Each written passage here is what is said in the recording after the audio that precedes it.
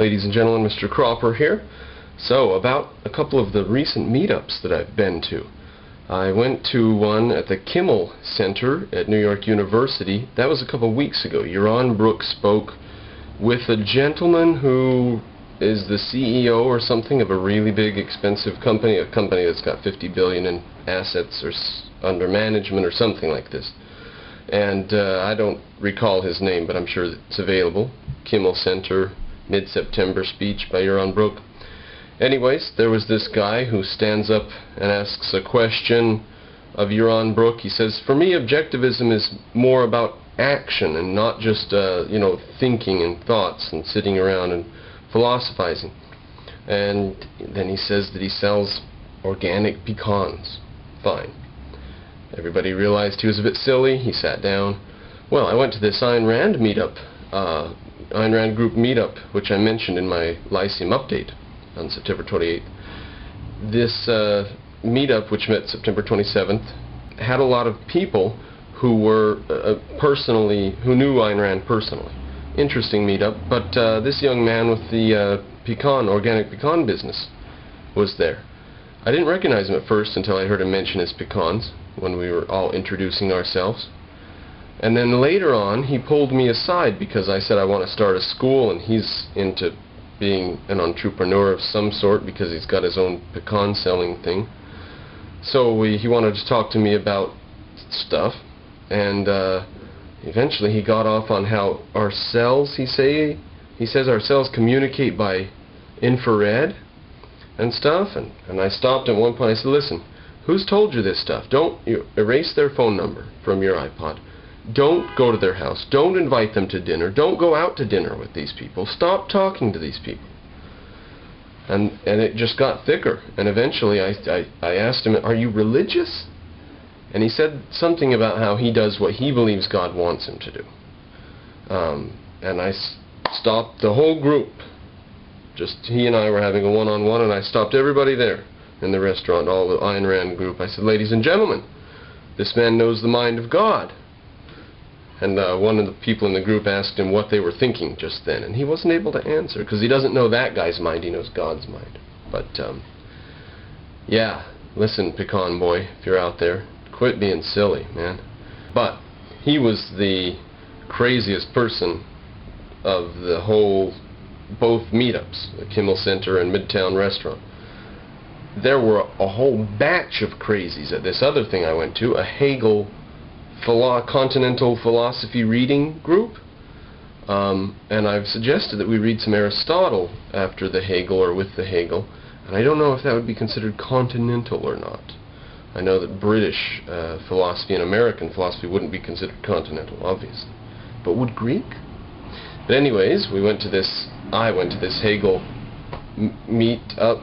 read thing, and they read, I think, the Phenomenology or something like that. I don't even know.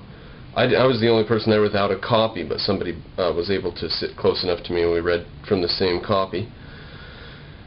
Utter nonsense. Complete, total nonsense. Now, I've mentioned before in videos, when you're reading somebody or something, and there's a sentence that you don't quite get, reread it. Take out the terms you don't understand and see if you can get what it means, and then define that term to figure out the final meaning of the sentence. And there's things you can do, unless it's just gibberish and nonsense, which is what Hegel is. So there's no way you can stop on this sentence and say, I'm not going forward till I know this sentence's meaning. You can't do that. In fact, I mean, sometimes, even with Aristotle or Ayn Rand, if you go to the end of the paragraph, you're much better off. You'll get the meaning of any given sentence in the paragraph. But with Hegel, you go to the end of the paragraph, and now you've got like 5 sentences, each with 3 or 4 terms in them that are nonsense to you. You don't know what he means by any of it.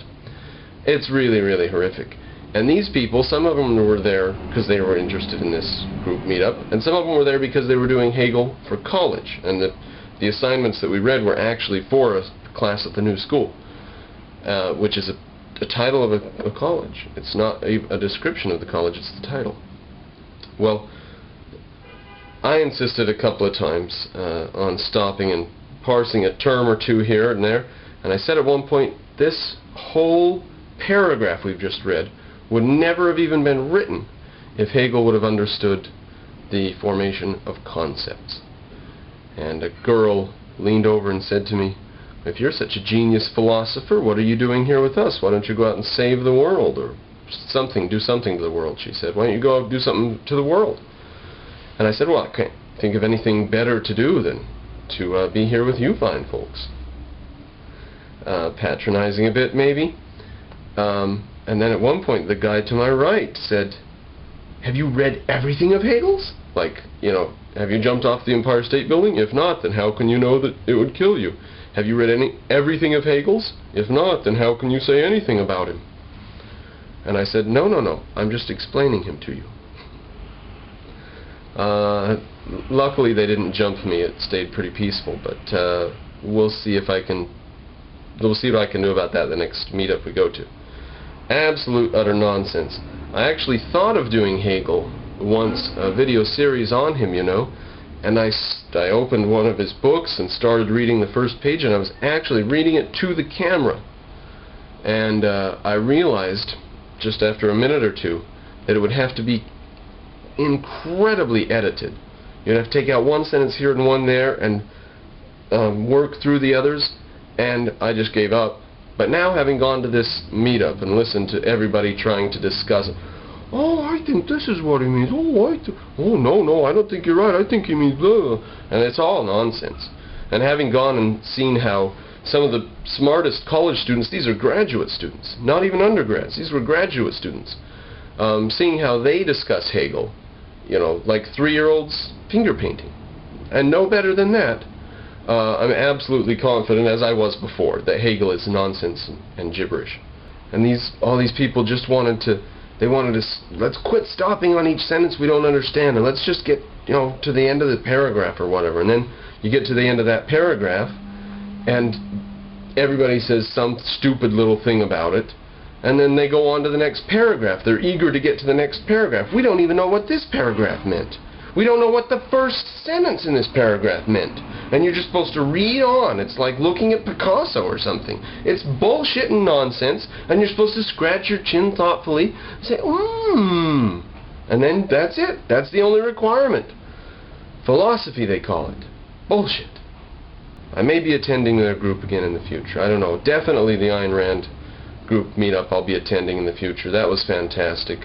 Hope Pecan Boy's busy with these pecans next time, though.